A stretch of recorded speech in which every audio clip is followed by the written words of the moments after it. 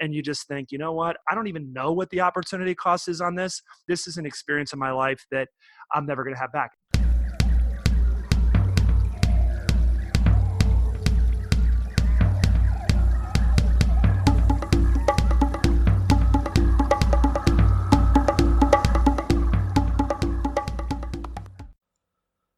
This episode is dedicated to Grandpa Henry.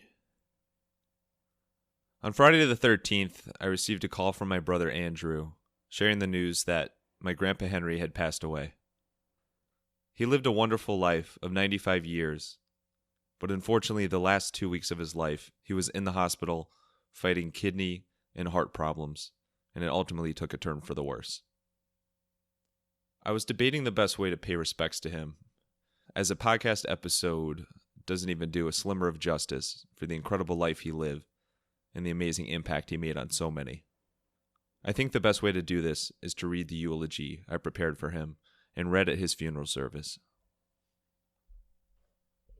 We all know Grandpa Henry enjoyed his Absolute vodka, but I'm going to start off with a story about Bud Light. You may remember a few years ago, Bud Light had a bunch of commercials that said "Dilly Dilly." It became a very common thing to say, and one year during Thanksgiving at the Gamses, everyone was saying "Dilly Dilly" left and right, totally running that joke into the ground. Henry had probably never said "Dilly Dilly" at any point in his life up to that point, but he clearly enjoyed everyone saying it, as everyone was laughing and having such a good time. We thought he didn't quite understand it, as he never really acknowledged it. Then, after the food kept coming and coming, Henry started to take his post-turkey nap right at the dinner table. We thought he was out, and we pointed out he was asleep, only for him to declare, half asleep, "Dilly Dilly." We cried laughing. Just when I thought we overused that joke as much as possible, a couple weeks later I received a mysterious gift in the mail from Grandpa. I opened it to see a personal note from Grandpa and a koozie that said "Dilly Dilly." That's Grandpa in a nutshell. He was always one for the family and fun, and never shied away from letting us grandchildren know how much he loved and cared and supported us as much as possible. He sent us countless random notes out of love and newspaper articles in the mail over the years, and always sent us emails. And by that, I mean Grandpa dictated the emails, and Grandma lovingly typed them out and sent them to us. The email I remember most was after the Cavs won the championship in 2016, ending a 52-year championship drought for the city of Cleveland. For this one, instead of using normal font, he had Grandma change the font to a different color for each line and use bold and underline to show excitement. It read, "We're watching Cavs airport arrival with the trophy with tens of thousands of fans, and it's as exciting as last night. Amazing!" in all caps and bold and underline. Exclamation point as well. "We are all witnesses. Henry and Adele." Grandpa is the reason I love Cleveland sports so much, and not a single big moment in Cleveland sports would go by where we wouldn't talk on the phone and celebrate right after the game. To put his Cleveland sports fandom in perspective, Henry was old and wise enough to live through 12 Cleveland championships in his lifetime, the first being the Cleveland Bulldogs winning the football championship 17 days after he was born. If you ask any of us grandchildren, we will tell you Grandpa and Grandma rarely missed any of our sporting events, even if they were hours away. He was our number one fan. Josh will tell you about the time Henry made the trip out to Jersey to watch him play football and somehow made it out on the field by the end of the game because he literally became friends with everyone. Andrew has vivid memories of him being so vocal in the stands at his tennis match. The rival Hudson coach was talking to the refs, trying to get him kicked out. And Sam and I have plenty of memories of him where he probably should have gotten kicked out for the things he was saying about the coaches and the refs while we were on the field. He was outspoken in the best way, and he asked questions. And then he asked questions. And then he asked questions. He could always get away with it when no one else could. And that's not the only thing he got away with. There was the time he volunteered to walk the Zucker's dog Charlie while the rest of the family played Thanksgiving football. Well, fast forward, we finished up the game, and we waited and waited and waited, and then waited some more, only for Henry to finally come back, along with the police, over an hour late. We never found out, but odds are he struck up a conversation with a friendly neighbor on the street while walking Charlie. There was also the one time at Senor Frog's in Cozumel, during a cousin's cruise, where Grandpa and Grandma shared a cocktail and a giant beer that combined were probably about as tall as Grandma and Grandpa were. He may have needed some assistance while he wobbled his way back onto the cruise ship that day. He always loved the party, or as he called it, the action, and his happiest moments were when he was spending time with family. Whenever he gave a toast on any of the cousins' cruises, his speeches always shared the same theme. It's just so wonderful to have everyone together. And he would always smile, because that's what he did. He always smiled, he was always happy, and he brightened the lives of everyone he crossed paths with. And that was his word, wonderful. And it's incredibly fitting, because he was a wonderful man, a wonderful grandpa, a wonderful dad, a wonderful husband, and a wonderful friend. He lived a wonderful life.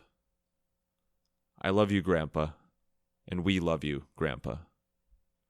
Dilly dilly.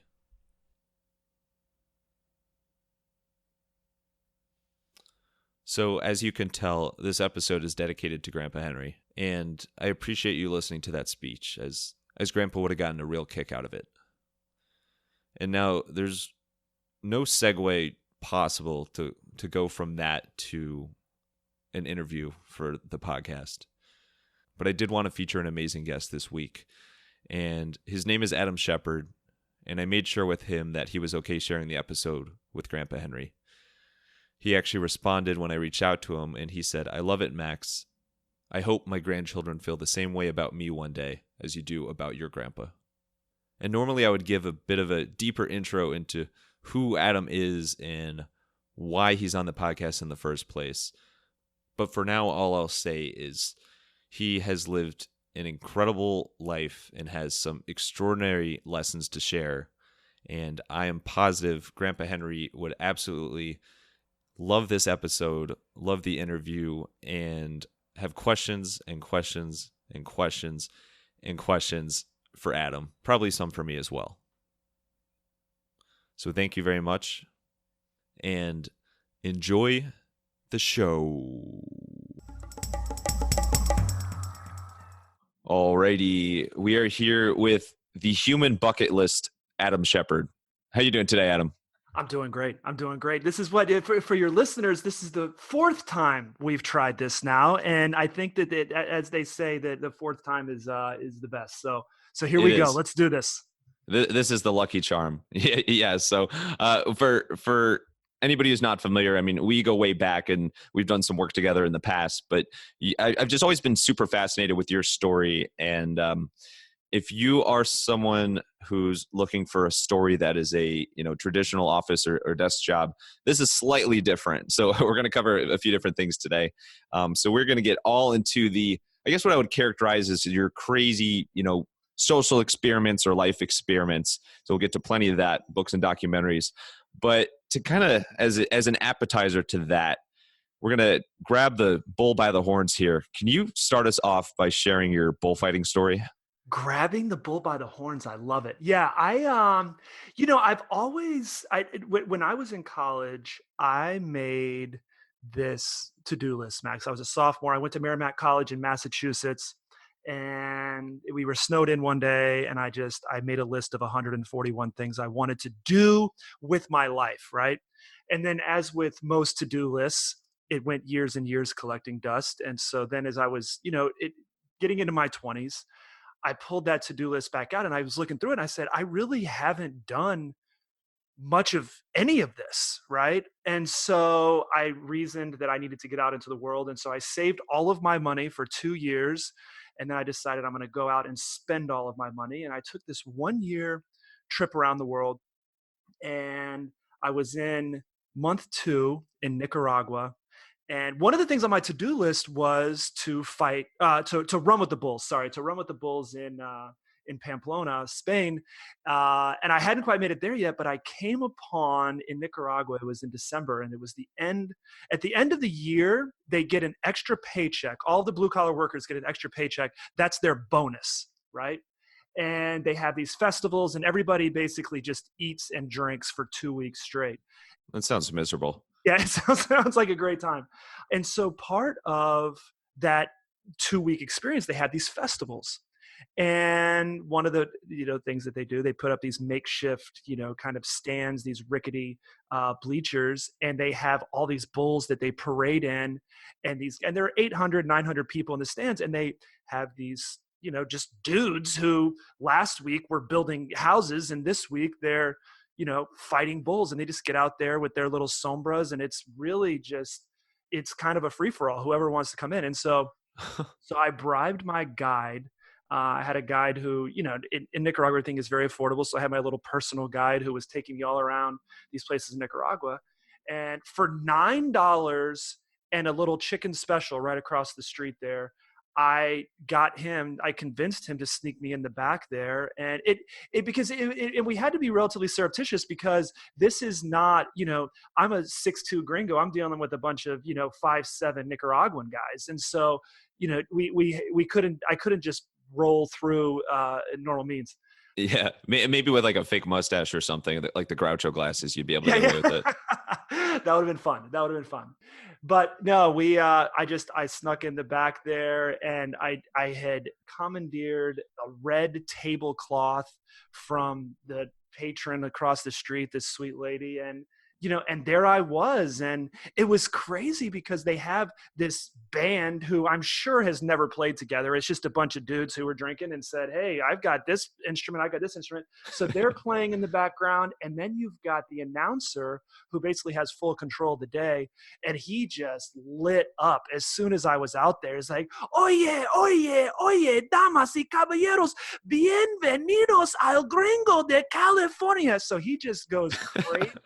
Because this big white guy is now in the ring, and everybody was cheering and just going wild. And I know that half of them were excited for me, and half of them just wanted me to get gored. I mean, when you're watching imminent disaster, you're cheering for and against your hero. And oh, of course, yeah. So it was just such an electric and fun event. I did not get gored.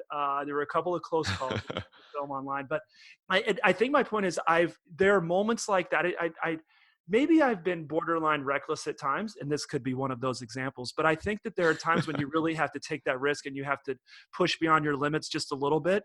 And that's kind of what I decided to do. I said, I'm getting in there. I'm getting in that ring. It's going to happen. And I think that more or less is indicative. I mean, I don't spend my days just looking for the next bullfight, but I do spend my days kind of thinking, how can I be a little bit edgy? How can I get out and do something that's unique and different and will make a positive impact in my life?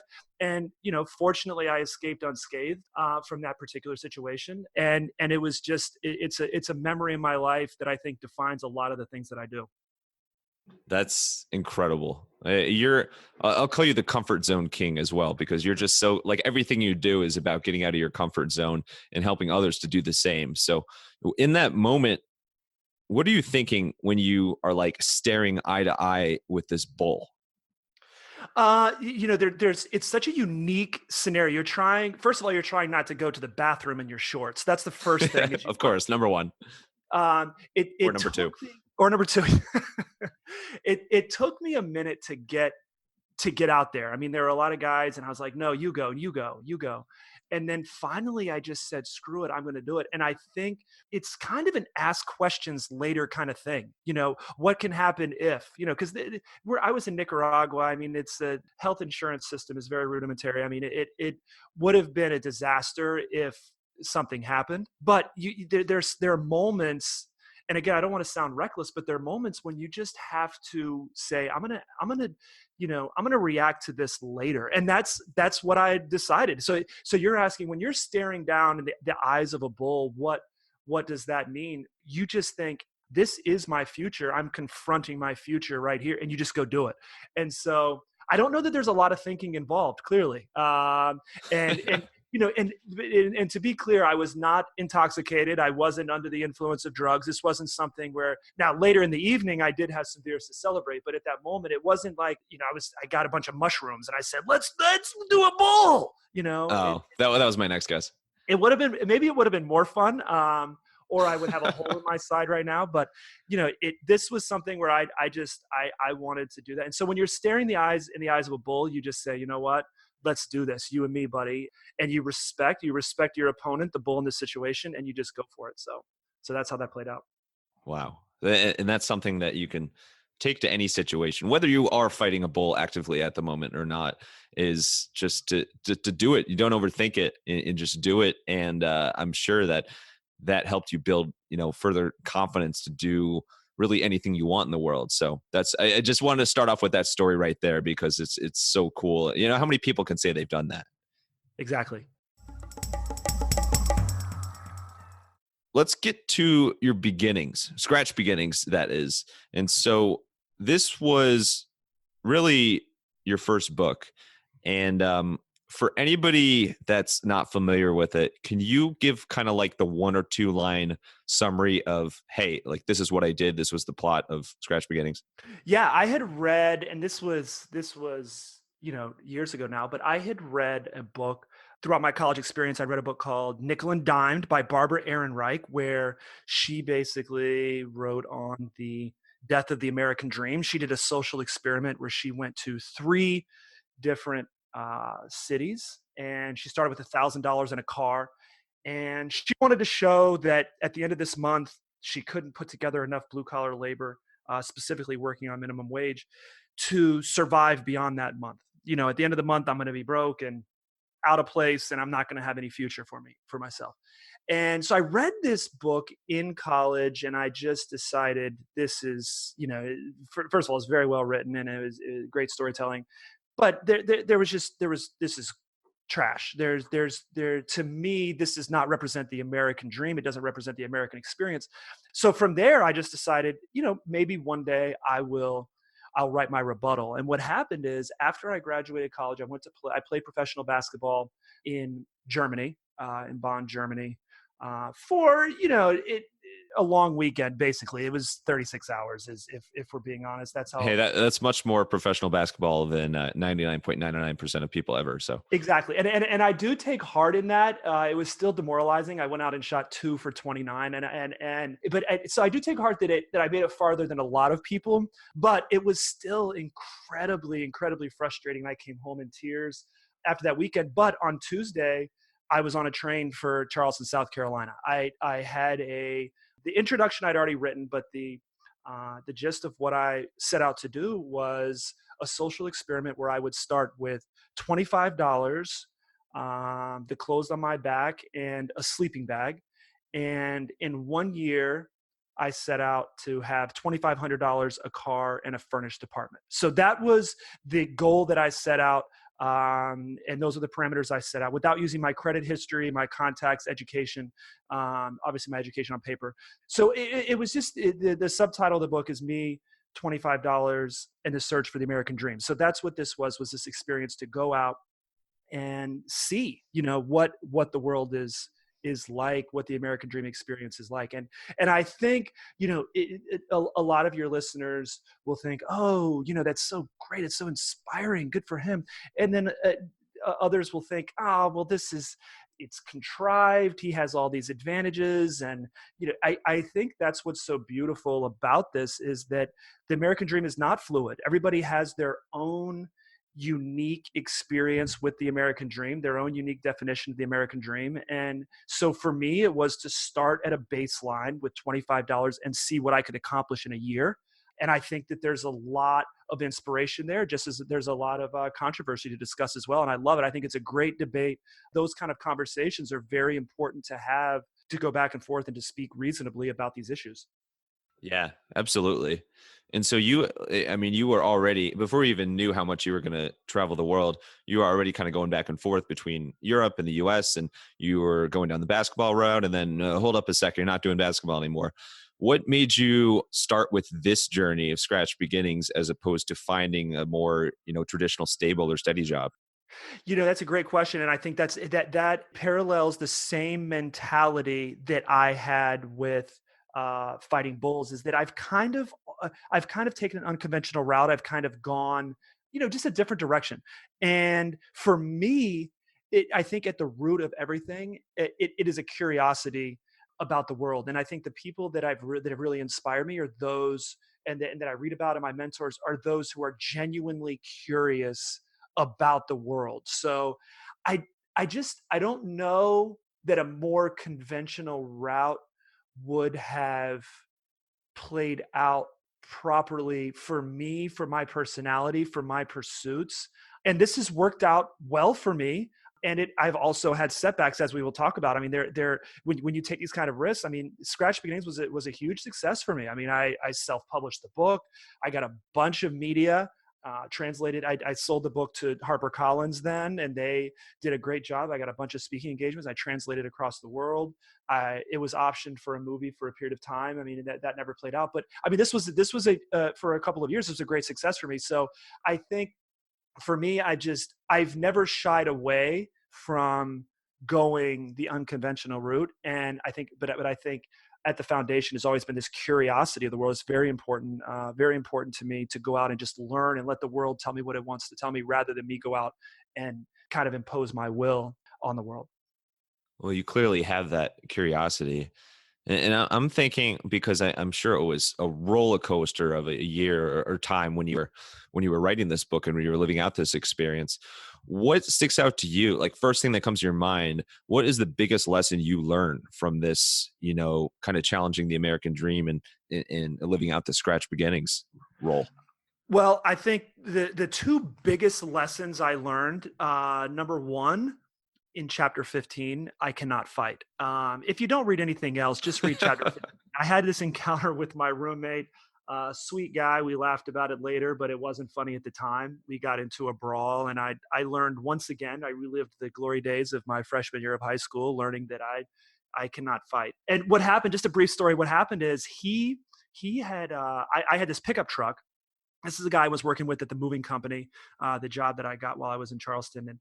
And I had this pickup truck, this $1,000 pickup truck that I got, just a little commuter truck, and that's how we got to and from work. And so he lived with me. His name was BG, and we would commute to and from work. And then on occasion, he'd want to go to the grocery store, have to go out on a date or something, and he would ask to borrow the truck, and I'd be like, cool, I didn't care. And so he would, but then it kind of morphed into this. He would take the truck whenever he wanted, and then he would, then he'd ask me, and he'd say be, back in an hour, and then we're going late into the evening, and he's still not back on my truck. I mean, it was just very irresponsible. And so ultimately, I just kept telling him and telling him and telling him, you can't do this. This is not how you're supposed to act. This is not kosher with the lifestyle I'm trying to live here. I can't just look outside and my automobile, my transportation is gone.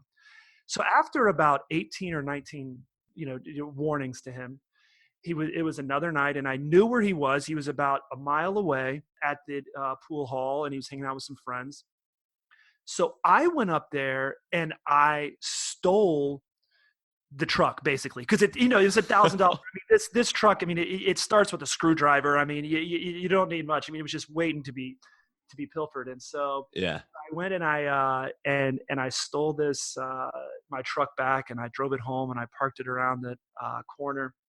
A couple hours later, he comes home. I mean, he took a taxi or he walked home, whatever, and he had a couple of drinks, whatever, and he was just, I don't know what happened to your truck, and I'm so sorry. And he was apologetic, and didn't go so far as to say that he would reimburse me for it, but he was just, he was very apologetic that somebody had stolen his truck. And so, and I gave him the whole, oh man, this is no good. We played it out for 10 minutes, and then finally I said, listen, I got the truck, it's around the corner. And he said, oh, got me, and this was a lesson learned. Well, it was a couple more times that he did this again. And so one day he came home, and he comes in, and he returns with my truck, and I just straight attacked him, and he kicked my ass verifiably within 30 seconds. And so there is absolutely, on the wild growth business podcast, there's absolutely no business lesson to be learned there at all.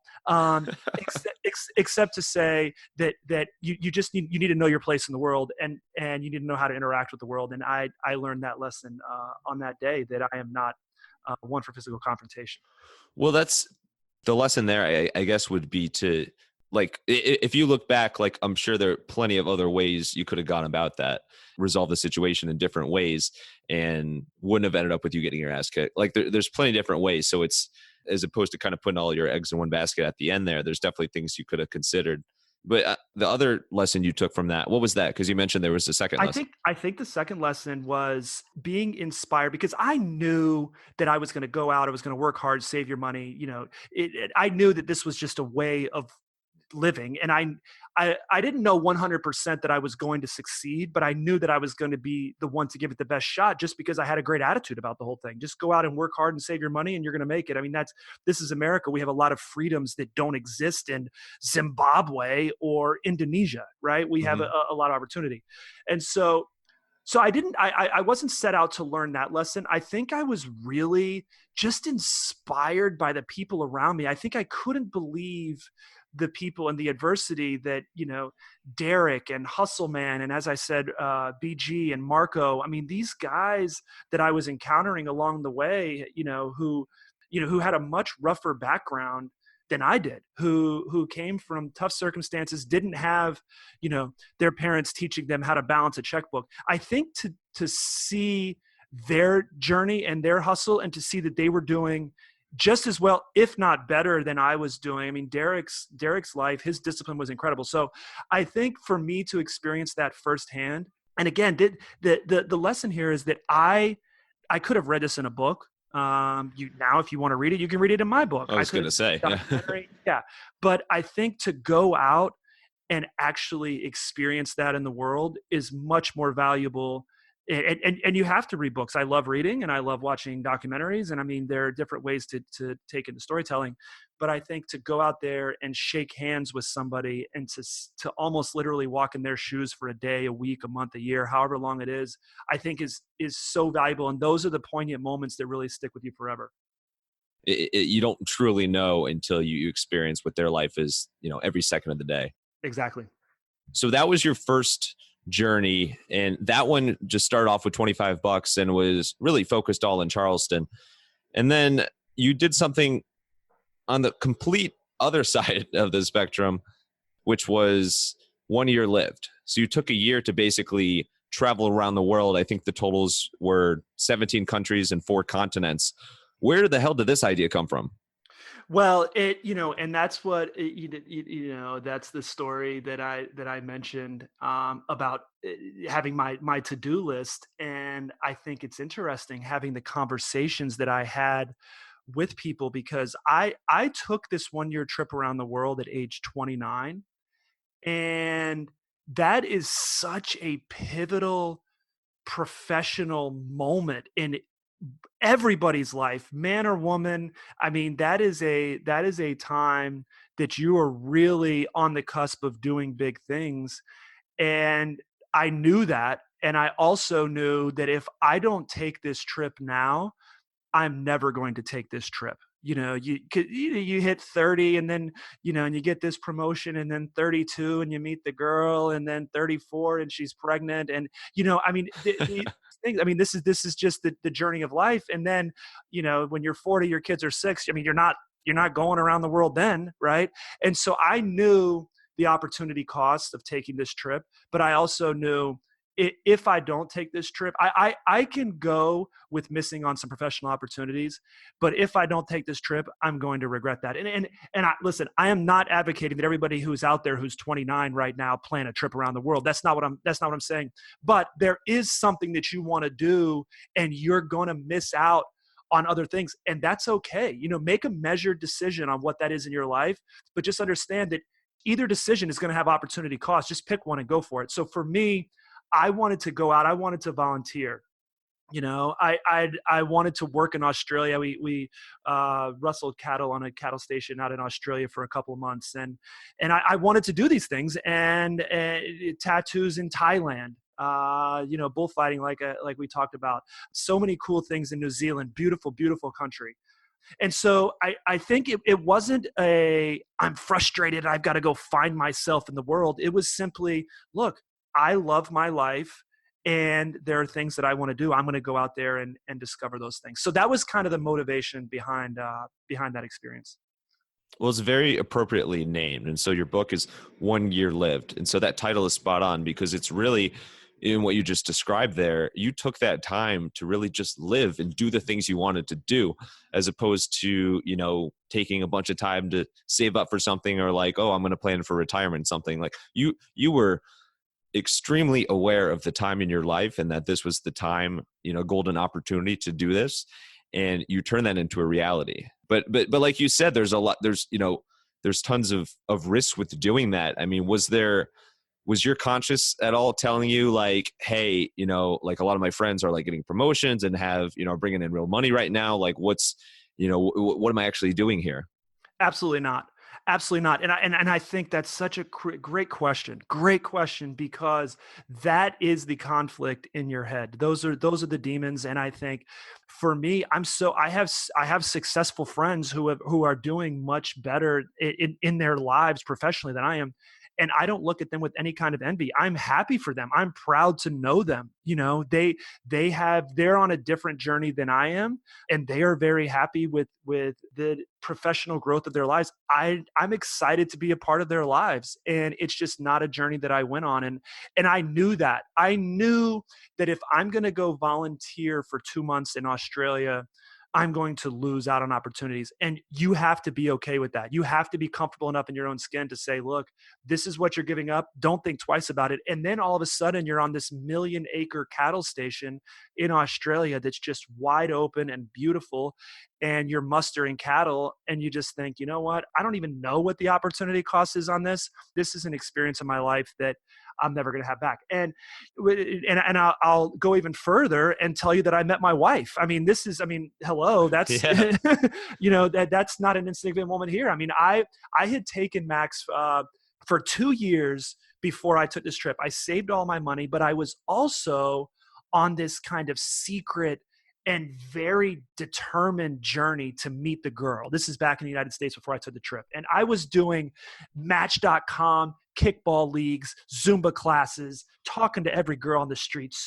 Probably borderline creepy, but I knew it was a numbers game. And I knew that if you want to meet the spouse of your dreams, if you want to meet your best friend, it's a numbers game, and you've got to meet enough people and you've got to gather enough knowledge on what it is you're looking for. And so I was just out there, a lot of first dates, not getting callbacks for a lot of second dates, but I was determined to meet this girl.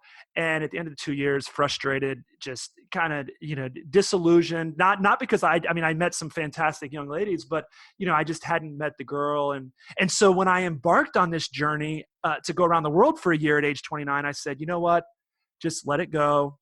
When you get back to the United States in a year, you can resume the search. It's going to be okay. Just put it to the side. And boy, Max, I'll tell you, that second month I was in Honduras, and golly, what an interesting experience. I was volunteering in Honduras for 2 months with the Honduras Child Alliance, and there were 8 volunteers from the United States and 8 volunteers from Europe. And one of those girls was Ivana from Slovakia. And I mentioned, I was on Harry Connick Jr.'s show recently, and I mentioned to him, how you meet the girl, and I just knew immediately that this is the girl. I mean, I went on a journey to just forget about that and meet her later, and then boom, there she was. And within 15 minutes, I knew. And what's fascinating though is that she was not at all enamored by me, but there was nothing she could do because we were in this super small pueblo in Honduras. I mean, this really small town, and for 2 months. So she had no social options except to answer to my advances every day. And so eventually, Oh my God. she just relented. And then eventually she figured out that, okay, this is for real. And so we ended up traveling around the world together for the rest of the year. And then she moved to the United States and green card and citizenship. And now, I mean, she's full blast charging ahead. So would I have met Ivana, and I'm not trying to be dramatic here, but would I have met Ivana if I had not made that decision to travel around the world? No. And again, I'm not saying everybody go travel around the world and meet your wife or husband, but it is an opportunity that's when these great things happen to you, is when you step outside of your comfort zone. And that's my biggest message is get out, get out, make a decision, and then learn from the ramifications. But make the decisions, calculated decisions, but make decisions that are a little bit outside of your comfort zone. Isn't that amazing though? I mean, you spent 2 years with an absolute focus on finding the girl of your dreams. And when you finally said, all right, I need to put this to the side and focus on something else and literally travel the world for a year, that's when it actually happened. Like that's that's just Well, and the unbelievable. thing is, Max, it runs counter to everything that I believe. I mean, isn't that's what's amazing about it? I Yeah. believe that if you work hard, if you dedicate yourself, if you put yourself out there, all of these things, then you're going to I'm not saying you're going to have success, but you're going to get the best possible result. I mean, that's when the best things happen for you. Maybe you succeed, maybe you fail, but at least you put yourself out there, you work hard, you dedicate yourself. And I did that for 2 years. And then not only did I not, meet her, quote unquote, but I gave up and put that on the back burner, and then she came around. So it's funny how life works that way, because it's against everything I believe. And now here I am, married to this amazing woman that I met when I wasn't even trying. So let's not break that down too much, because Well, I have like seven other questions. No, I'm just kidding. But no, that's an incredible story as well. I wish we could detail every single thing that happened over your 1 year lived, but I think we would need the podcast to literally this episode to last 1 year in entirety. So that's not possible today, and I want to get to some more of your career. But before we do, I do just want to ask, outside of your bullfighting story, since we already talked about that one, and outside of meeting Ivana, what was your other craziest thing you experienced during that 1 year lived? I think I'll tell you. I mean, there were a lot of various little adventures here and there. I think for me, being in a different place, from month to month was very eye opening, because as soon as we got used to one place, then it's like this whole new adventure going on.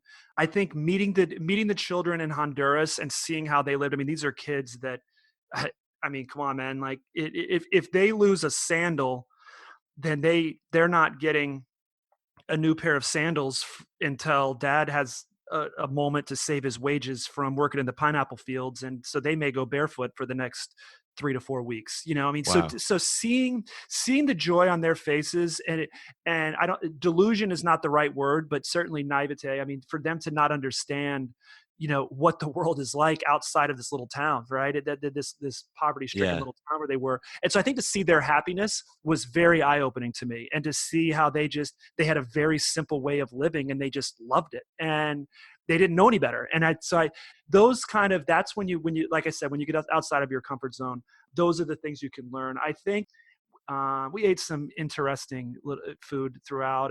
In Australia, we castrated some, these calves, and ended up eating the I don't know, balls. I mean, I don't know, You how you you could say balls. Yeah, that's say okay. balls. Okay, so we All ended up right. eating You the ate the balls, balls. and with ranch dressing. Can I say balls with ranch dressing? We ate balls with That's where we ranch draw the line. No, I do love ranch. I'm not so sure about the other, but the No, so I think to eat, there's few things more barbaric, or some would say disconcerting, than eating the balls that you cut off this afternoon. I mean, a lot of people have had Rocky Mountain oysters, but to cut off the balls yourself, and then to eat those that your soon to be wife fried up. I think that was an interesting experience for me. I think we ate duck embryo in the Philippines, which I did not like at all, but that was, a delicacy that they had provided for us. So I think, you just get out in the world, and you have your own experience, and you eat crazy things. And then the thing about living, and I know you have an international audience, but I think the thing about living in the United States is that you can always retreat back into your own world. And at the end of the year, I knew that's what was coming. I'm going to have this yeah. wonderful adventure, but I'm probably going to land on my feet more than likely back in the United States. And then I just have these incredible, incredible memories of the people I've met along the way. And I think the silver lining in all of that is some of the delicacies around the world are pretty out there, and typically are located in the same region of an animal's body. It seems to be that way. It always But is. It always. yeah, imagine you started your own podcast. You're growing your brand, sharing your expertise, maybe even your terrible puns, and meeting fascinating people. That is awesome. Now, imagine all the hours you've lost every week due to the podcast's demands. Not so awesome. I am your podcast producer. Email me at max@hippodirect.com.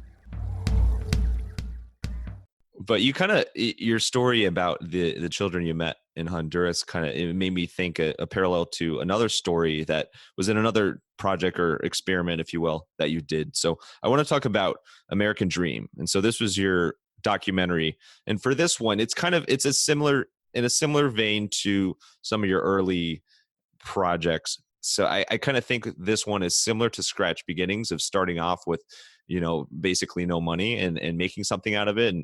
But for this one, you started off being blindfolded and dropped in a random city. So what was that experience like? Yeah, and here's where we can really get into it, Max, because so what happened is I had this was years after I had done Scratch Beginnings, let's say 5 or 6 years. I had been contacted by an attorney in New York, and he said, "Listen, Scratch Beginnings would make a wonderful reality show. Okay, so what we could do is we could put 4 people of varying demographics and varying on the political, so across the political spectrum, all kinds of different attitudes, and we set them out to do Scratch Beginnings, over the course of what, a month, 6 months, however we'll figure all that out. But it will be a great experience, because it's one thing for Adam Shepard, the semi-handsome white guy, Oh, who's come on. Don't say semi. We know you're very handsome. well, thank you. Okay, I wanted to hear from you. So, but I think, Now you're just fishing for compliments. yeah, I just fishing for on that one. But I mean, it's one thing for me to do it, but it's one thing for a variety of different people to do it. So he had contacted me and said, "Look, this would make a great reality show," and I said, "Cool, let's do it." So we wrote up the treatment. We connected with a production company in New York. Great guy, Stephen Cantor at Stick Figure Productions, and we signed with him for an option deal. It's called a shopping agreement, and at the end of the 9 months, we'd kind of developed this, and he presented it to his agents, and his agents said, "Listen, this is cute, but it's on a piece of paper. It's a thing on a piece of paper. You need to show this on film. I need to see this." And so that particular shopping agreement ran out. But then Neil and I, this attorney, we said, "Look, let's go out. Let me do this again for 30 days. Let me get some cameras behind me, and let's film this." Right? Let's get a 5-minute tape that we could show to Hollywood to show that this is a viable solution. This is a viable project that they can really, demonstrate, and they can show to the world. And so we did that, and we put the money together, and it was this is over the course of another 18 months. I mean, it was very hard to kind of put all this together, but I just said, "Look, I'm going to go out for 30 days. And I'm going to have this crew. They're going to blindfold me. They're going to drive me to a random city up to 16 hours away. And they're going to take the blindfold off, give me $25 and say, 'Ready, set, go, 30 days. What can you do in 30 days?'" And that is the crux of the documentary American Dream. And also, which is, the feature length experience. And then, and from that, we also derived a 5-minute concept tape that we were able to put together to take out to Hollywood to hopefully sell the reality show. So if I'm being honest, that experience, it was still genuine. It was still organic as far as, I'm really going to do this. There was no crossover from the production crew to me. There was no assistance. It was simply them in the background following the encounters that I had along the way. But when I went out to write Scratch Beginnings, I genuinely had no other motivation than to just see what the world was like. With American Dream, it was, yeah, let's see what the world is like, but also we're getting this concept tape. You know what I mean? Does that, and Right, I don't think that it makes, changes things. it changes things. I don't think it makes it dirty, but I think, it made the experience for me a little bit different, because it for me, it was much more important that this was about the encounters I had rather than Adam Shepard and his experience. And let's see what he can do. Dum, dum, dum. And, I wanted it to Yeah, like the Bear Grylls approach.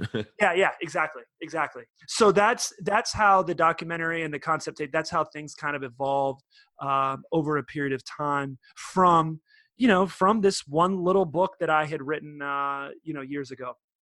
So that is another out of this world experience. I do want to dive into the really unique concept behind it in the first place. I mean, you started out blindfolded, and so you're literally riding in this car for hours blindfolded.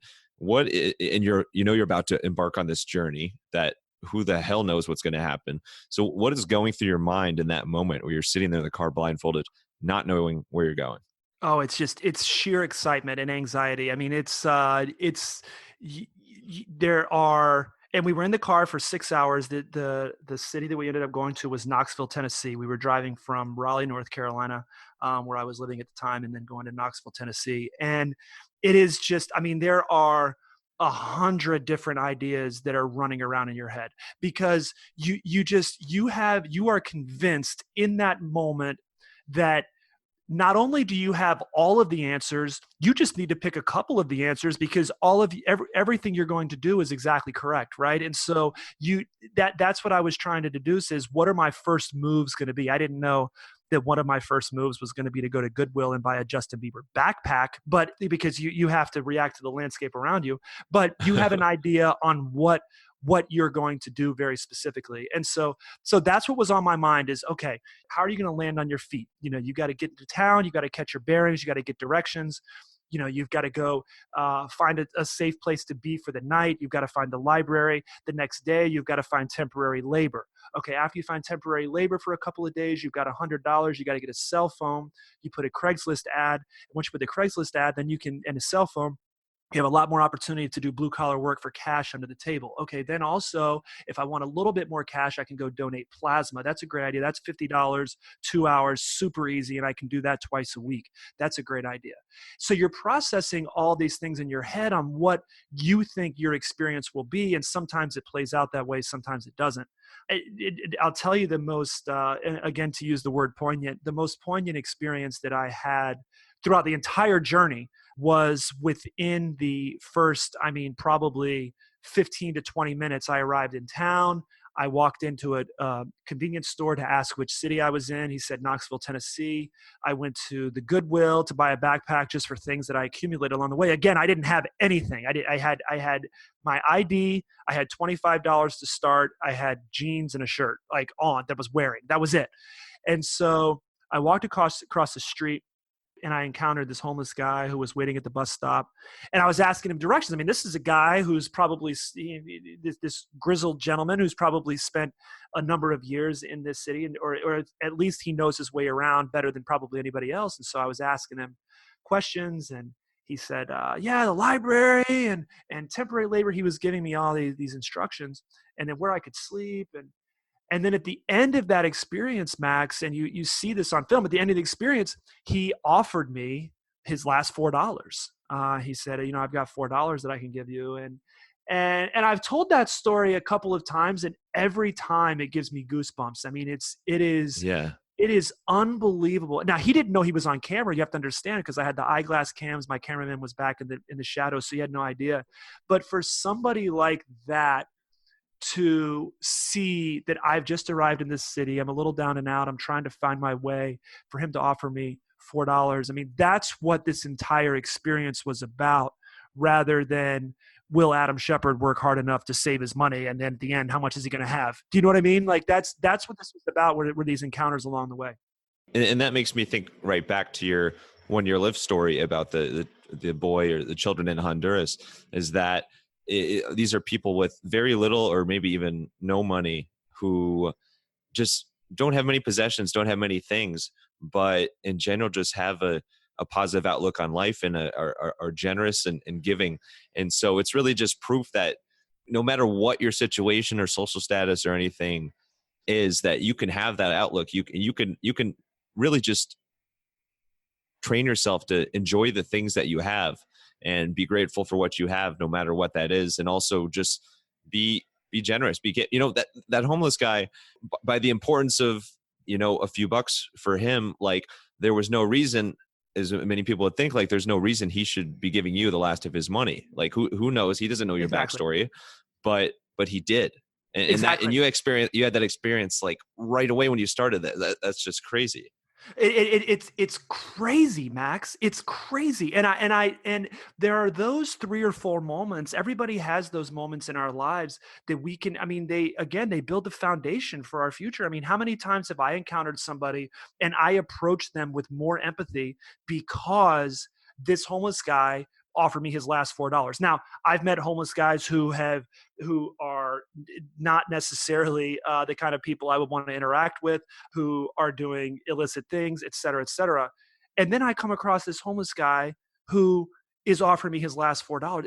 It's so now in my life, when I encounter somebody, I want to try to put myself in a place of understanding where they're coming from, because I met Michael, that one homeless guy on the street corner in Knoxville, right? And so those moments are what, when we step outside of our comfort zone again and we learn about the world around us, that's when we kind of accumulate these moments that define who we are moving forward.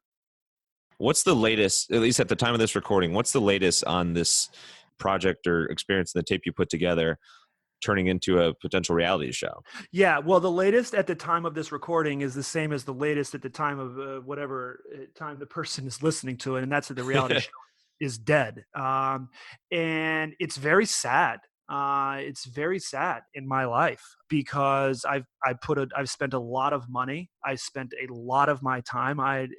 As you may gather, I'm a zero miles per hour, 100 miles per hour. There's no in between for me, and so I've gone 100% on this reality show, and it's died. And the reason I go 100% on these things is because I believe in them. I know that they're going to make it, right? And then sometimes they don't. And it's a tough pill to swallow, but that's what happens when you take these risks. Sometimes the story on the back end, you make it and your show is on Netflix or your show is bought by a network, and then it's huge. And then you can tell the story about when you were down and out and you kept fighting and you made it. And sometimes, and more often than not, the story is that it just dies. And I mean, think about this for a second, Max. Think about what a great idea for a social experiment it would be. And if you're thinking about all of the different reality shows, and I mean, there's some great ones, and then there's like women giving birth in the wild. Like there are just so many. There's so many across the spectrum. And I mean, think about how interesting it would be to have, a young Indian guy and then an older woman and just these various demographics that go out to test this very same experience that I've had, just to start Yeah. over blindfolded, $25.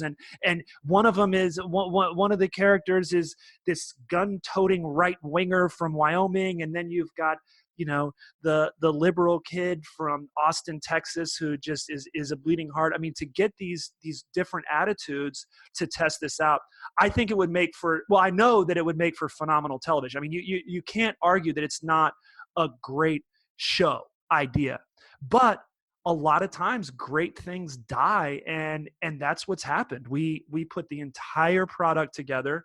We put the treatment, the deck, I've got the book, the marketing strategy, the concept tape, all of this, and we put it in front of networks, and they said, you're a nice guy, but this is not something we're going to do. And it's devastating. It's devastating, Max. And I think it's an important lesson for me. I think it's an important lesson that I've gleaned from listening to podcasts just like yours. I mean, it's sometimes you make it and sometimes you don't. And I think the definition of who we are is you go 100%, period. Like there can be no other option.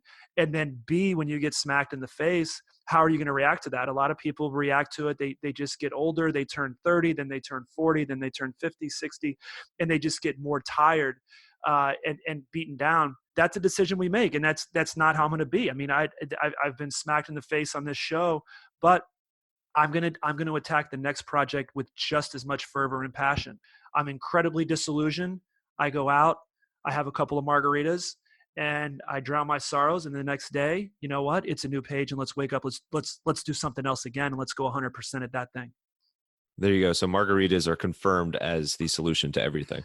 Margaritas or old I was fashions, going to but say, I know you're a big old never, fashioned fan. yeah, big old fashions, never margaritas and old fashions. It's one or Right. the other. So, Yeah, yeah, exactly. Got to keep them separate. But yes. so this is a dive into failure, and I appreciate you being transparent about it because that's who you are. You're very open about and public about things, and very generous with how people can learn from them. But with this particular thing, this we'll call it the failed reality show. Why do you think it failed? Why do you think it didn't get picked up? Well, there are a lot of reasons, and we've heard them all. I think that it's a technical and logistical nightmare, but that's not the reason that it died. I mean, that may be a reason that some production companies didn't want to take it on, but I think I'll tell you. I'll tell you specifically why I think it died is because I didn't have an opportunity. When you present something like this, you don't have an opportunity for rebuttal. So they will say, a network or production company will say, this is why we're not going to do this. And you don't have an opportunity to say, now hold on a second, because I've got an answer to that. Right. So Right. one of the things that we heard a couple of times was that the stakes aren't high enough, and that's because the Discovery Channel, for example, they didn't understand that the stakes are high enough. Let me explain to you. Not only are the stakes high enough, they can't get any higher, right? Because they're saying, "Oh, well, you can go home at any time." That was their final answer, right? You can go home these people can go home at any time. And I'm saying exactly, these people can go home at any time. I mean, how much more compelling can you get than some guy cursing at the cameraman and slapping the camera out of his face and going home? I mean, the stakes can't get any higher than Yeah. this. So we got, 4 or 5 different, reasons, and I think ultimately we just didn't have a chance to rebut. You don't get a chance to say, no, no, no, wait. I mean, once they have an answer, they have an answer. Um, it could be something where, a lot like online grocery shopping, where in 2001 the world wasn't ready for it, and now, many years later, here we are, and the world is ready for it. Right. Yeah. It could be that that's the case. I'm not going to hang around, and I'm not going to be an armchair quarterback and, spend years and years and years continuing to try to sell it, because I mean, you've got to move on in your life. But it could be something where, it's so much easier to film The Bachelor in a controlled environment. I mean, that we heard that a lot. It's so much easier to film something in a controlled environment. When you get out, when there are a lot of variables beyond your control, it's much, and maybe over the years that'll become easier. Right now, it's not. So, I mean, to answer your question, there are a lot of reasons that it died, but the fact is that we gave it all we had, and it died.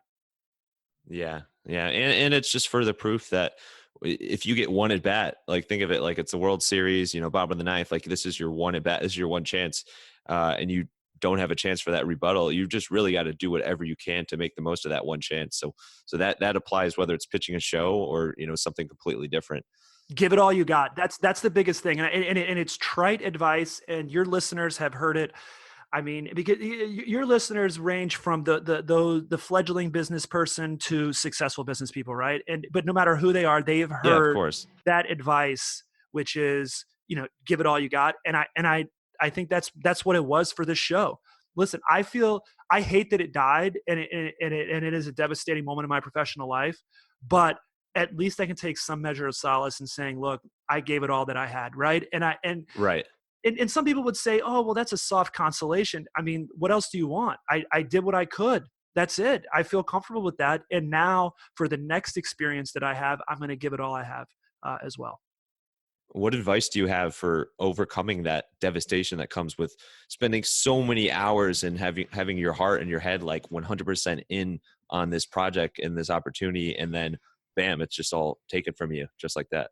Yeah, I have a lot of favorite quotes, but I think one of them, Ken Robinson said, "If you're not prepared to be wrong, you'll never come up with anything original." And I would take that a step further. If you're not prepared to take risk and just get out there and fail, you'll never come up with anything original. I mean, and that's the thing, especially in the world of reality TV. Every show has been conceived and pitched in Hollywood, right? And so, I mean, everything is just it's a new iteration of an old show. right? And it's just, how can you make it punchier, funnier? How can you make it with do care, whatever. And so I think you need to be prepared to either be wrong or fail. You have to take that risk, or else you're not going to come up with anything original. And so we did come up with something original because we were prepared to try something different. It didn't play out for us, but I think you have to, and that goes along with stepping outside of your comfort zone. You have to take that risk that somebody is going to say, this is a stupid fucking idea, and you need to just take this, and you need to have a burial ceremony for this idea right now. Like, you have to be prepared to do that. And I think that's what the lesson was for me, is if I would have gone out with something unoriginal, then nobody would have liked it. Does that make sense? I mean, I don't mean to talk. I don't mean to talk in circles there, except to say that you have to take that risk to be wrong, or that risk to fail. Right. It's like the price of admission. Like, you have to do, like, no matter what you want to do, you have to take that first step and be willing to deal with the consequences. Yep. Push the envelope, take a risk, and then deal with it on the back end and learn your lesson. And then hopefully you're still as hungry when you're 43 as you were when you were 23. I think that's a key, because right, exactly. By the time you're 43 is when you've made the mistakes. And I mean, I've got a book that I'm working on that I'm going to have out later this year. We won't talk about that today, but because I've made so many mistakes, I know what to do, which is not to say I'm going to succeed, which is not going to say that it's going to be a hit, but it's going to have the best chance based on the last 10 years of experience, right? So I'm just as hungry now as I was then 10 years ago. And I'm armed with so much more knowledge that I can use. And it's because of these risks I've taken, the mistakes I've made. Now I'm prepared to have this thing, to really pare it down. Instead of spending $30,000, now I can spend $8,500 and be much more streamlined, right? Does that make sense? Where now I've made those mistakes. And so now if I can keep my level of passion just as high, then it's going to make the process a lot more fun and a lot easier for me.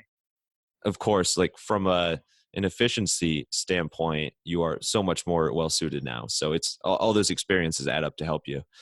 And there is one more element, or one more project, that I do want to talk about before we move on here. And so this is a little bit different, but it kind of blends in with some of your other projects. So it's pretty cool. I know that makes a lot of sense when I just said it. But Word Slingers is your latest project and film or documentary that you've released and been a part of. And you were actually, in this one, I know you were on the production side, but you were one of the main focuses with your journey of self-publishing your book through this. So this was all about, a real look into the life of self-publishing, and kind of, as you mentioned, as alluded to with other projects, for some people, self-publishing is incredible and they have an extremely high amount of financial success from it. Like, that is possible. You do see it. But for other people, you end up spending so much and basically over time just get no to little pickup with your book. So where did Word Slingers come to your attention, and how did you know that you wanted to be open with your journey from the self-publishing side? Yeah, well, it came to my attention because I brought it to my attention because I conceived of this idea that, so I self-published Scratch Beginnings, and then HarperCollins bought it and gave me a very nice advance. And, so I've seen both sides of, the grind of the self-publisher to the publishing side. I mean, I was very fortunate to have the early success that I did. Then I published a book called The Best 4 Years, which literally 4 people have ever heard of. And HarperCollins just bought that because they were riding on the success of my second book, but that one didn't play out very well.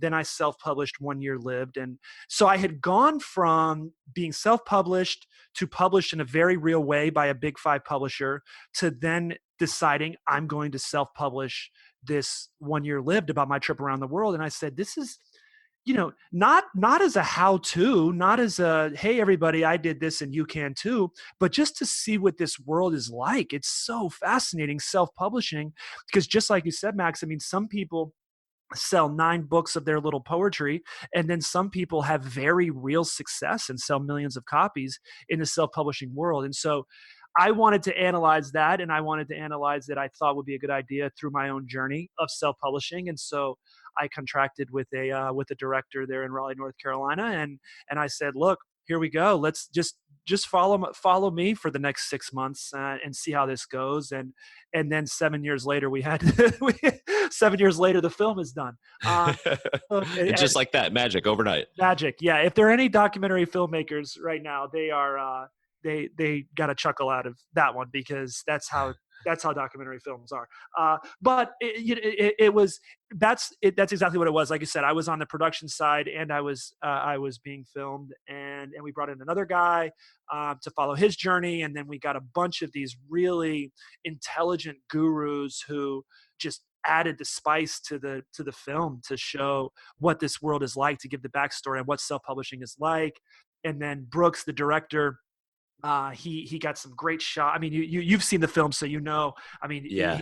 great shots of just printing presses and B-roll of city. I mean, he got some beautiful views. So we put all that together, and then all of a sudden you've got an 80-minute documentary that describes what the self-publishing landscape looks like. That film in particular has been reviewed well. It's been reviewed well by you, and I appreciate that. But it's also You paid me for that, though. yeah, and the check is in the mail. But there are also people who are within self-publishing who say, yeah, this is a great story, and then there are those who say, no, this is not the story of self-publishing. And I think both are correct. When you get to the end of Word Slingers, you can see that some of that journey is real, and some of that journey is not the experience that self-published authors have. And that's what self-publishing is. Self-publishing is your own experience. One of the things I did was purchase 10,000 paperback copies, which was probably arguably the most imbecilic decision I've ever made in my life. And I think any self-published author who's watching that would know that immediately. That was a dumbass decision. And I think that's the beauty of self-publishing, is that everybody has their own journey. Yeah, I really enjoyed it, and it's I could see how some people may think that it's too emotional, or some people may think it's not emotional, because it's definitely, it portrays a roller coaster of the ride there. I did love how just real and like the raw emotion from you and Ivana through this journey, and of course she's helping you every step along the way of getting the word out about your books and everything. Mm-hmm. So it's really incredible. I don't want to give away too much of it, because I really think people should check it out. It's really cool. Last note here. What would you say is like the number one lesson you've learned from your self-publishing journey? I think from self-publishing in particular, first of all, if you have somebody in your life that is on equal footing with you, such as a spouse who has equal decision making in your life, make sure they're on board with you. And Ivana very much was, and she was very supportive, as you saw in the film. I mean, to a fault to the ninth degree. I mean, she was just so supportive, even among the delusions that I was living with that book, right? And so I think to have her on my side made the journey worthwhile, and I think that's important. And if this person doesn't support you, you need to understand why is that, and how can we get on the same page? Whether it is I'm giving this up or I'm going to keep going forward, how can we get on the same page? So I think that was the important lesson for me, getting to the end of that and saying, wow, pass or fail, succeed or not, I was able to go on this journey with Ivana, and it was a very special experience. I think in the publishing world in particular, self-publishing, publishing, whatever journey you go on, make sure you're listening to the world around you and then carving your own path, right? Because you need to make the best decision for you, and the best decision for you, it may not be the best decision for the next person. So gather all the intelligence you can, and then boom, and then go for it and fall on your face and get back up and just keep going. I mean, I had successes and I had failures with that book and with that film, and I'm proud of the journey all the way through. I think the last thing on the documentary itself, really, really bad decision to be in front of the camera and on the production side. Really bad decision. And that's not how it is in narrative filmmaking. Mel Gibson can be the director and star in his own films. Like, good for him. But with documentaries, there's a very real conflict of interest. I thought I could navigate that world. It turns out that it's quite a challenge. And yes, you can get the right team together to do it, we could have streamlined that a lot quicker if we would have known our roles a lot better. And so I think for me to be in front of the camera and on the production side was a conflict of interest that I don't suggest. So let's switch gears a little bit. Let's get to a segment on inspiration and creativity. Not that we haven't covered any of this previously on the episode, but for you, I want to start with curiosity, actually, because curiosity is something that keeps coming up, and you said it all the way at the start of our conversation today. Why do you think you are so naturally curious about the world? Oh, that comes from my parents for sure. My mom jokes that as soon as I was born and my brother were born, she set us out to the world to be free. And I think that's just how we grew up, was go out in the world, fall on your face. I mean, there are pictures of me running around naked when I was 2 and just falling all over the place. I thought you were going to say when you were like 21. There may be some of those pictures too. Hopefully they never see this. But I mean, my parents definitely encouraged us to go out and discover for yourself. So that's where I came from. My pops was he's an avid reader, and so reading was always important. And when you read, then that just makes you want to read more and be more curious. And I love reading both fiction and nonfiction.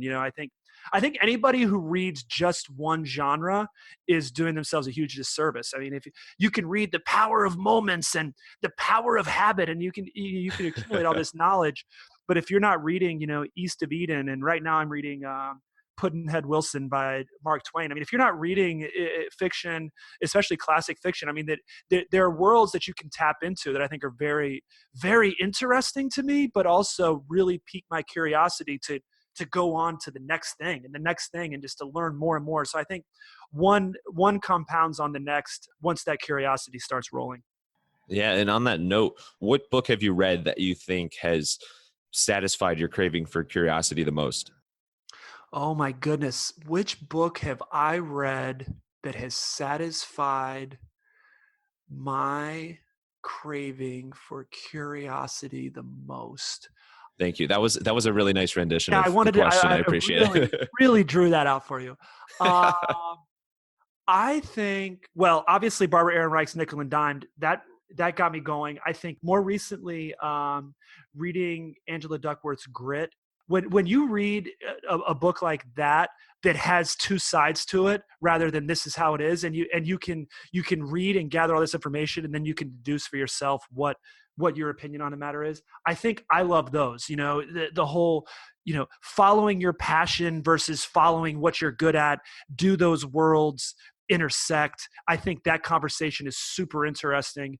I could probably give you 20 examples of that over the course of my life, but I think most recently that's the one that has me, asking questions that are really interesting to answer. Yeah, I've heard wonderful things about that. What about outside of reading? What other things do you do to keep your mind fresh and keep you, top tip, whether it's curiosity or creativity? Well, I have a very real addiction to tennis. And it is, which is, That's a healthy addiction though. it is much better than meth. I'll tell you that. Yeah, depends who you ask. It depends who you ask. Some people would, prefer meth while playing tennis. I mean, I bet you that's fun.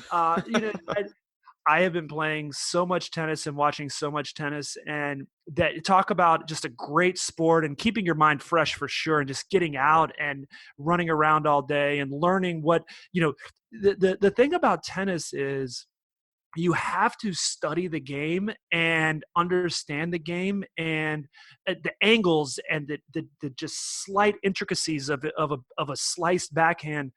In basketball, I played college basketball, and so I grew up playing basketball all my life. The thing about that game is, and I'm so grateful that I played it, but the thing is, if you just have a heart of gold, you can be on my team, right? If you are going to go out there and dig in on defense and set some screens and crash the boards to get a rebound, you can play on somebody's team just because, just on your sheer will. In tennis, if you can have all in the will in the world and just be terrible, it doesn't matter. It doesn't matter how bad you want it. So it's a game very similar to golf where you have to learn really how to play before you can be any good. So I'm on that. That's my thing at the moment. And it's funny. I live out here in Orange County, California now, and I am more athletic than 100% of the guys I play against. 100%, Max. I am more athletic than With them. 100% certainty. 100% certainty. I walk onto the court and I'm playing these like bald old men who just play on Saturday mornings and spend their week like drinking and eating in and out. And then they come out and just wax my ass. And I think that you want to talk about humility. I mean, to come to the guys who I have played against who are in their 50s, 60s, 70s, I mean, and just come out and can't move anywhere near the way that I can move. And then the end of the game, or end of the match, it's 6-2, 6-3, and I wonder what just happened. And I'm sweating. I'm on my third T-shirt, and these guys are going to go home and do whatever and hang out. So I think that's what I love about it. Talk to their spouses about how they beat you like that. Just beat this kid. Yeah, exactly. Yeah, that's being humbled in a nutshell. So let's get to a fan favorite segment called the Wild Business Shout Out of the Week. The Wild Business Shout Out of the Week. All right. Wild Business Shout Out of the Week. This is where we talk about a recent ad or something a brand is doing that caught our attention. And Nature Valley, what stands out to you there? Yeah, it was really cool when you told me to have an idea of a recent marketing campaign. I didn't have to think very far. My brother had just sent me this 3-minute YouTube video that Nature Valley had done, and you can go find it. It's popular out there now, and it's one of those viral things. But it was a 3-minute commercial for just getting out into the world, getting out into nature is what they were saying. And so they interviewed these parents talking about, in this older generation, talking about what they did as a kid and being out in the world and exploring. And then they interviewed the like 8-year-olds, and they all want to play video games and they want to be on their phone. And right, be inside. Yeah, exactly. Be inside. And so then the message was very clear. But I just loved how they put it together. And I love those longer form rather than like a 30-second, kind of a snack bite on in between the Super Bowl halftime. I just love the 3-minute putting together a complete story. And it's hard to do. And they did a great job, but it's hard to do. And so I don't know. I just really loved watching that. I mean, obviously, I believe in the message. I think it was a great message, but I love how they put it together. They put the dichotomy of the two viewpoints together and very well. Well, it makes sense for their brand that they did it in the first place. I mean, nature is in their name. The fact that a campaign like this or video like this falls under that brand umbrella, it makes a ton of sense from that perspective.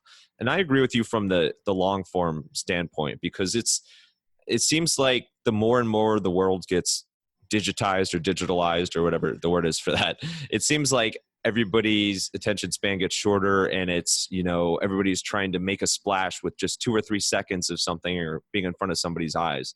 But sometimes it takes something that's 3 minutes or even up to, a couple hours if you're talking about documentaries or films to really go way more in depth with the story and have, spark a real emotional connection.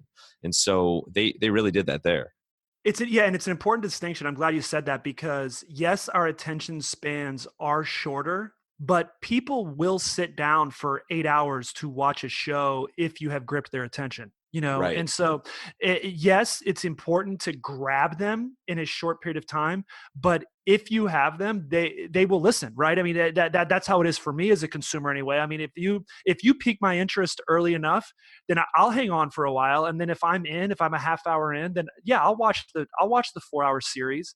If I'm reading a book, if I'm not into it within 50 pages, I'll put it down. And I know a lot of people are not like that, but if you've got me in 50 pages, then you've got me all the way through, right? And so I think it's an important point, and it's funny to talk about 3 minutes being a long form commercial for nature. Right? Yeah. Like think about that for a second. Yeah, exactly. 3 minute. Like if somebody would have said, 50 years ago that a 3-minute video, well, who knows? Like online wasn't around back then, but like if somebody would have said that a 3-minute movie was considered super long, people would look at you like you didn't have a head. Think about that. Yeah, exactly. So would love to wrap up with some rapid fire Q&A. You ready for it? You know what I love about rapid fire Q&A on the Wild Business Growth Podcast is that You How rapid fire it It's is? never rapid fire. It's Yeah. Well, always today we're gonna try our best today. You got us off on the right foot already. Thank you for that, Adam. but you in? Can I get I'm ready. Let's your do it. opting into this? All right, Let's do let's it. get wild. All right, and that was it. That was rapid fire. I'm just kidding. Okay, what is your number one travel tip? Plan ahead.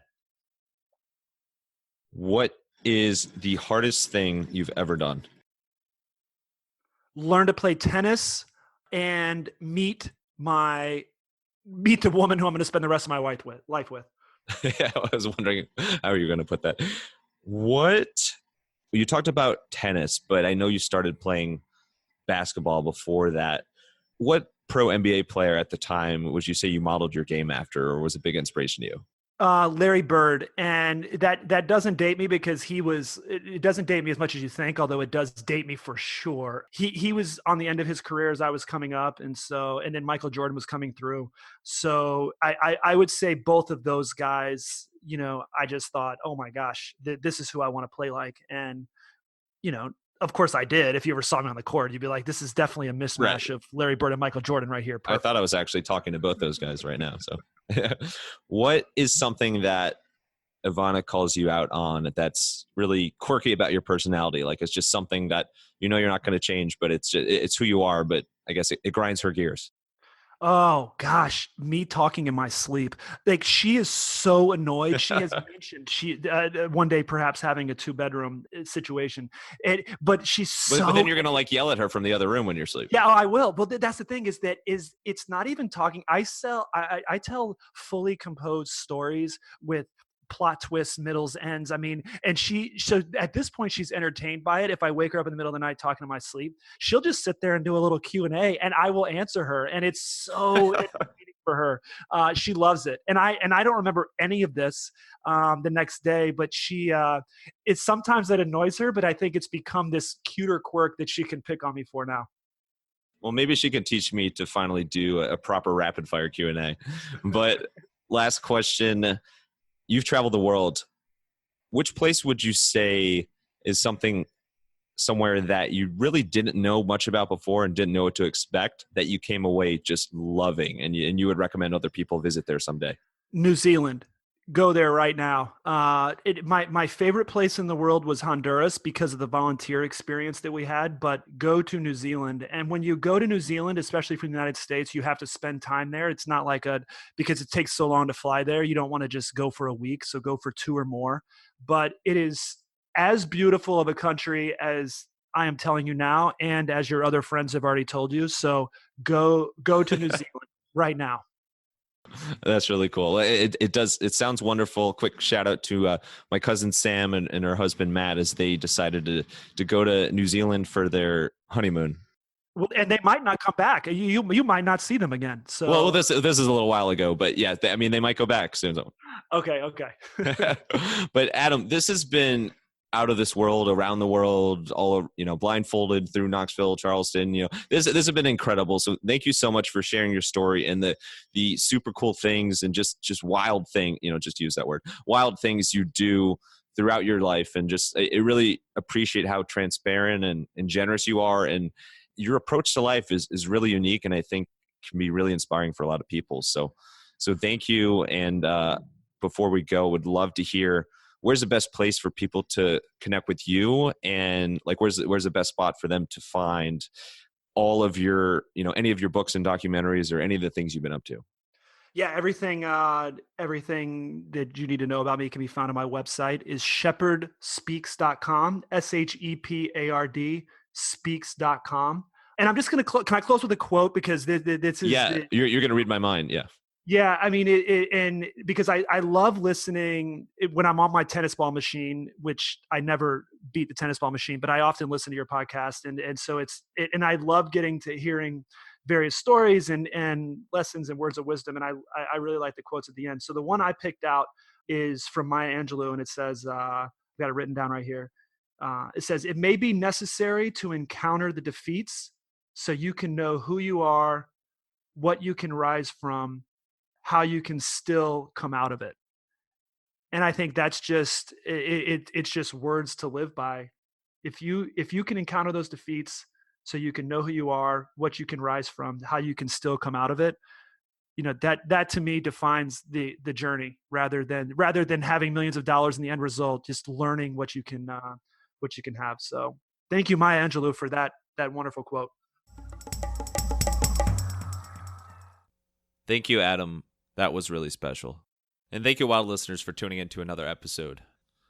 If you would like to see Grandpa Henry's funeral service, it is on YouTube. So go to YouTube and search Henry Zucker, and you can find it there. Until next time, let your business run wild. Bring on the bongos!